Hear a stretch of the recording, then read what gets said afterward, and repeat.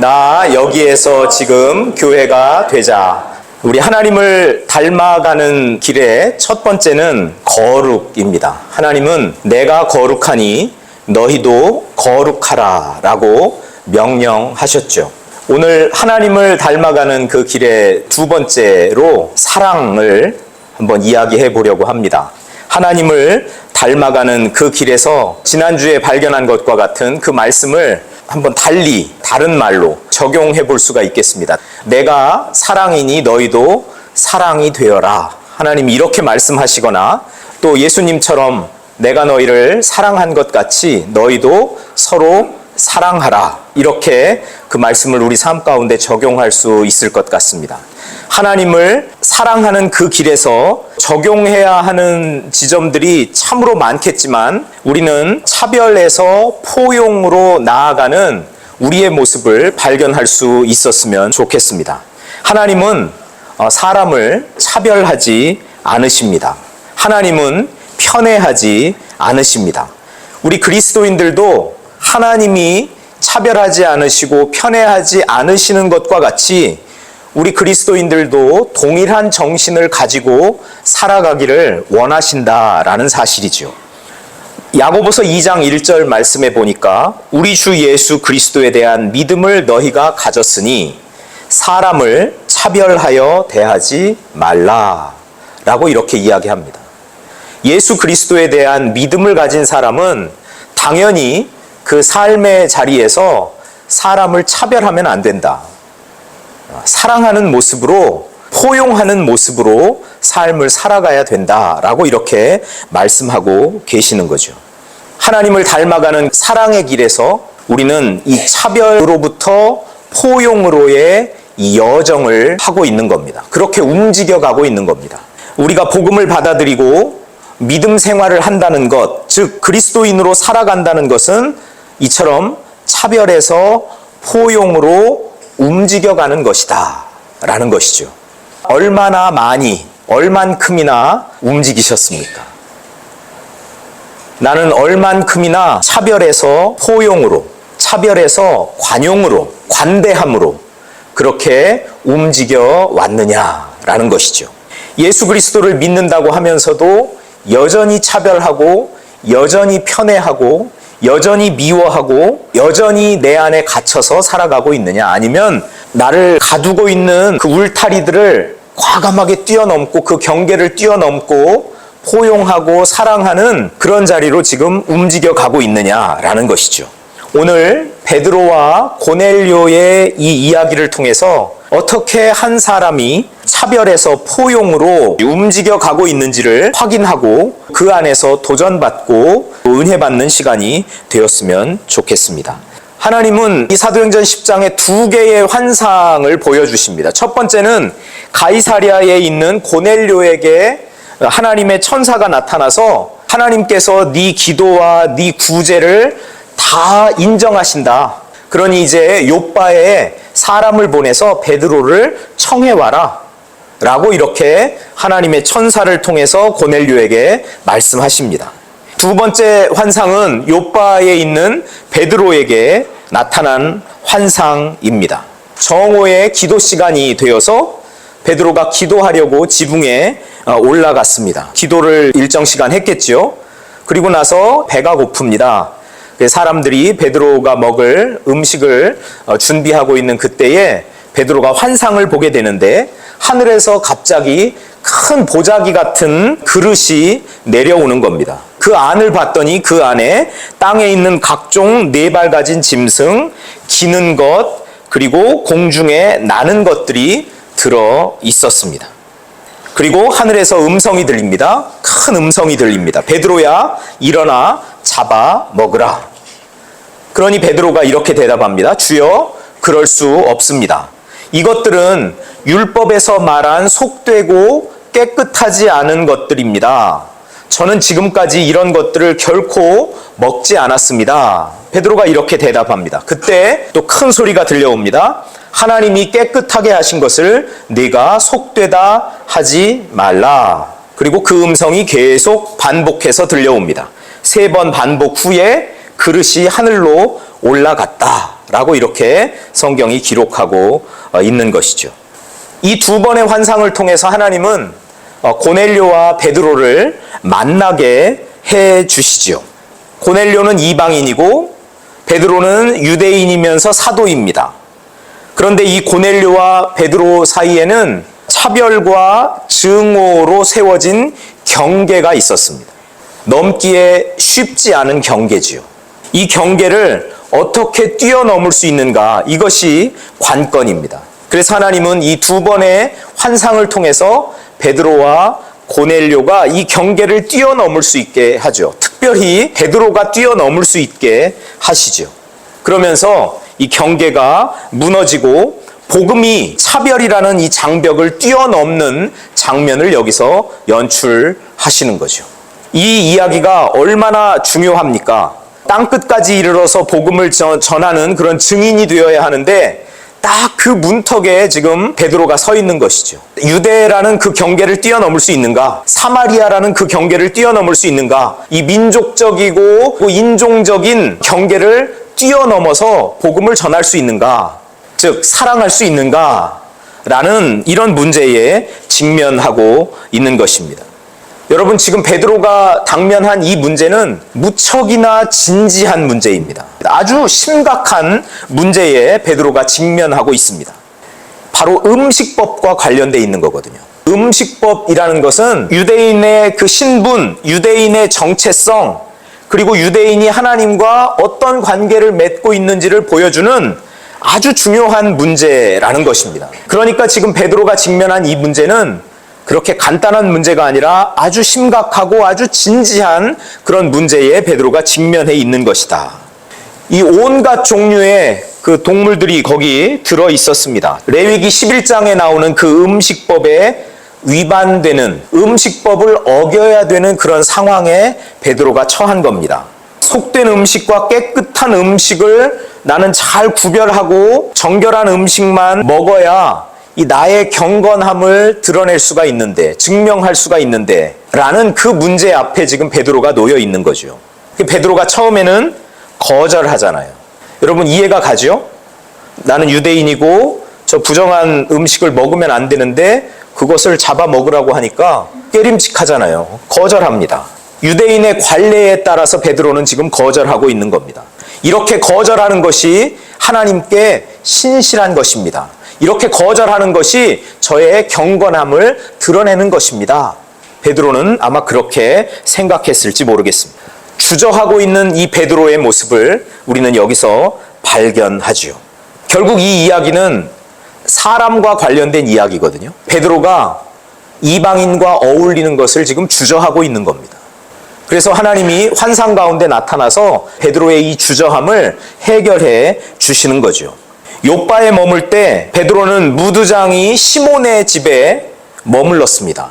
이 무두장이는 가죽 공예를 하는 사람이잖아요. 가죽은 보통 죽은 짐승의 가죽을 가지고 하기 때문에 가죽을 만지는 사람들을 유대인들은 어떻게 여겼을까요? 상종하지 못할 사람이라고 이렇게 여겼겠죠. 죄인이라고 이렇게 여겼겠죠. 그런데 여러분, 지금 욥바에 있는 베드로는 무두장이 시몬의 집에 머무르고 있습니다. 야, 이 정도면 베드로 대단한 사람 아닙니까? 이미 어느 정도 그 관습의 규범은 뛰어넘은, 관습법의 그 한계는 뛰어넘은, 어떻게 보면 참 대단한 사람인데 그럼에도 불구하고 이 베드로 안에 해결되지 않은 문제가 있는 거예요. 그러니까 하나님은 이 하나님의 복음 사역을 위해서 이 베드로를 만나 주시는 겁니다. 그의 그 주저함을 해결해 주시는 것이라는 거죠. 유대 율법이 베드로로 하여금 경계를 넘어가지 못하게 하고 있는 겁니다. 그런데 오늘 이 환상 가운데서 하나님이 뭐라고 말씀하십니까? 하나님께서 깨끗하게 하신 것을 부정하다고 그렇게 말할 수 없다. 그렇게 말하지 말라. 속되다라고 그렇게 말하지 말라. 이렇게 하나님이 말씀하십니다. 이것이 새로운 계시입니다. 이것이 새로운 질서입니다. 이 새로운 질서가 누구를 통해서 이 세상 가운데 오게 됐는가? 바로 예수 그리스도를 통해서 이 새로운 질서가 오게 된 것이죠. 예수님이 이 땅에 오심으로 유대의 그런 의식은 폐지가 된 것입니다. 깨끗한 음식과 더러운 음식을 구분하는 개념이 사라졌습니다. 이것은 베드로의 시장길을 해결해 주기 위해서 보여준 환상이 아니라는 것이죠. 사람과 관련된 계시라는 것을 우리가 분명히 기억할 필요가 있습니다. 유대인이라고 하는 그 깨끗한 사람과 이방인이라고 하는 그 더러운 사람 간의 구분을 이제는 폐지할 때가 되었다. 너는 그 구분을 폐지하고 그 경계를 과감하게 뛰어넘어라 라고 이렇게 하나님이 이 계시를 통해서 말씀해 주고 계신 겁니다. 사도 가운데 바울이라는 사도가 있습니다. 갈라디아에 있는 교회에 보낸 그의 편지를 보면 바울은 유대인과 이방인, 자유인과 종, 남자와 여자의 구별이 예수 그리스도 안에서 없어졌다고 과감하게 선포하고 있습니다. 갈라디아서 3장 28절 말씀입니다. 너희는 유대인이나 헬라인이나 종이나 자유인이나 남자나 여자나 다 그리스도 예수 안에서 하나이니라. 예수 그리스도가 이 세상에 새로운 질서를 가져온 겁니다. 그 질서는 어떤 질서입니까? 차별이 폐지되고 포용의 시대가 열렸다. 즉 사랑하는 시대가 되었다는 그 새로운 질서를 예수님이 가져오시는 거죠. 남을 있는 그대로 받아주고 그리고 너그럽게 감싸주고 받아들이는 것. 이제 그런 시대가 열렸다라는 겁니다. 이방인이라고 주저하지 말아라. 이방인을 있는 그대로 너그럽게 감싸주고 받아들이는 일을 이제는 적극적으로 해나가라 라고 하면서 지금 하나님은 베드로에게 환상을 보여주고 계신다라는 거죠. 고넬료는 로마 군대의 백부장이라고 했습니다. 비록 이방인이지만 하나님을 경외하는 사람이라는 그런 평가를 듣습니다. 하나님께서 이 고넬료의 경건한 삶을 인정하셨다라고 성경은 기록하고 있습니다. 그렇다면 여러분에게 질문합니다. 고넬료는 깨끗한 사람입니까? 아니면 부정한 사람입니까? 하나님께서 인정해 주셨는데요. 깨끗한 사람입니까? 부정한 사람입니까? 깨끗한 사람이죠. 경건의 모습이 유대인에게만 한정되어지지 않는다라는 것을 이 고넬료를 통해서 보여주잖아요. 이방인이지만 이 사람은 경건한 사람이다. 이방인이지만 이 사람은 내가 깨끗하다고 인정하는 사람이다. 그런데 네가 그를 만나지 못할 이유가 어디 있느냐? 하나님이 깨끗하게 하신 사람을 네가 속되다고, 네가 부정하다고, 저 사람은 이방인이라고, 저 사람은 죄인이라고 그렇게 단정하고 만나지 않을 이유가 하나도 없다라고 그렇게 하나님은 말씀하고 계시는 거죠. 결국 이 이야기의 끝은 어떻습니까? 베드로는 고넬료의 초청을 받아들이고 고넬료의 집에 가서 그를 만납니다. 그리고 그때 베드로가 깨달은 이야기를 34절에 이렇게 이야기합니다. 베드로가 입을 열어 말하되 내가 참으로 하나님은 사람의 외모를 보지 아니하시고 각 나라 중 하나님을 경외하며 의를 행하는 사람은 다 받으시는 줄 깨달았도다. 여러분, 이 베드로의 깨달음이 저와 여러분의 깨달음이 되기를 소망합니다. 예수님의 비유는 하나님을 믿는 하나님의 백성들이 차별에서 포용으로 옮겨가야 되는 것을 우리에게 분명히 말씀하십니다. 누가복음 10장 25절부터 37절에 보면 선한 사마리아인의 비유가 나옵니다. 어떤 사람이 여리고로 내려가다가 강도를 만났습니다. 강도들이 그 사람을 얼마나 많이 때렸는지 거의 죽게 되었다라고 그렇게 표현을 합니다. 거의 죽게 된 이 사람을 보고도 제사장과 레위인은 그들을 그냥 지나쳐갑니다. 피해서 지나갑니다. 왜 그랬을까요? 율법 때문에. 부정한 사람, 이런 사람은 만지면 안 되잖아요. 가까이 하면 안 되잖아요. 그러니까 율법 때문에 거길 지나가는 겁니다. 사람이 다 죽어가고 있는데. 하나님 사랑과 이웃 사랑에 있어서 가장 최전선에 서 있어야 할 사람들, 제사장과 레위인들의 삶의 모습이 그랬다는 겁니다. 그들은 여전히 차별하고 있었다는 겁니다. 그들에게는 여전히 포용의 마음이 없었다는 거죠. 그때 어떤 사마리아인은 거의 죽어가는 그 사람을 보고 불쌍히 여겨 기름과 포도주를 그의 상처에 붓고 그를 싸매고 그를 주막으로 데리고 가서 그를 돌보아 주었다 라고 그렇게 기록하고 있습니다. 누가 강도 만난 자의 이웃이냐? 예수님 그렇게 질문하시죠? 제자들이 대답합니다. 자비를 베푼 사람입니다. 즉 사랑하는 사람입니다. 차별이 아니라 포용을 발휘하는 사람입니다. 라고 그렇게 대답하는 거죠. 유대인과 사마리아인 사이에는 아주 심한 차별과 경멸의 경계가 있었습니다. 그런데 예수님은 그 차별과 경멸의 경계를 넘어가라고 초청하고 계시는 거죠. 사랑이 그 경계를 넘어가는 힘이라고 말씀하고 계시는 겁니다. 오늘 말씀을 우리가 살펴보면 우리의 모습이 베드로와 같다라는 생각을 하게 됩니다. 무두장이 시몬의 집에 머무르는 베드로. 예수 믿고 어느 정도 나는 차별은 넘고 어느 정도 지금 포용을 향해서 나아가고 있는 사람이야 라고 그렇게 자만하는 사람일 수 있다는 거죠. 그런데 아주 미묘한 문제에서, 아주 결정적인 문제에서 나를 억누르고 있는 경계에 막혀서 갇혀서 그 경계를 또 넘어가지 못하고 주저주저하고 있는 그런 모습이 우리 안에 있다라고 하는 겁니다. 더 많이 사랑하고 더 많이 품고 더 많이 받아들이고 그리고 더 너그럽게 더 관대하게 이 세상을 살아가야 함에도 불구하고 여전히 폐쇄적이고 여전히 자기만 생각하고 여전히 이기적이고 그렇게 머물러 있는 나의 모습이 마치 베드로의 모습과 같다라는 겁니다. 오늘 이 시간 하나님이 베드로를 만나주시고 그에게 환상을 보여주셔서 그 경계를 뛰어넘을 수 있게 하신 것처럼 저와 여러분에게 하나님이 임재하시고 그리고 우리의 경계를 뛰어넘을 수 있는 그 힘과 능력을 우리에게 주셔서 이제는 사랑하는 사람으로 우리가 살아갈 수 있기를 소망합니다. 우리의 마음이 여러분 움직이고 있습니까? 우리의 마음이 차별에서 포용으로 움직이고 있습니까? 우리의 마음은 우리 이웃을 향하여 더 넓어지고 있습니까? 차별에서 포용으로 더 넓어지고 있습니까?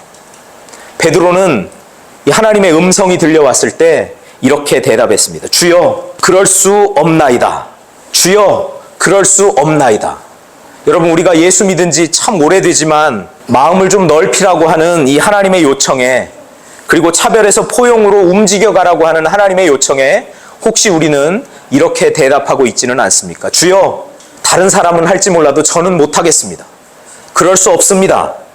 이렇게 자기 주장을 철회하지 못한 베드로의 모습으로 살고 있지는 않은가라는 것이죠.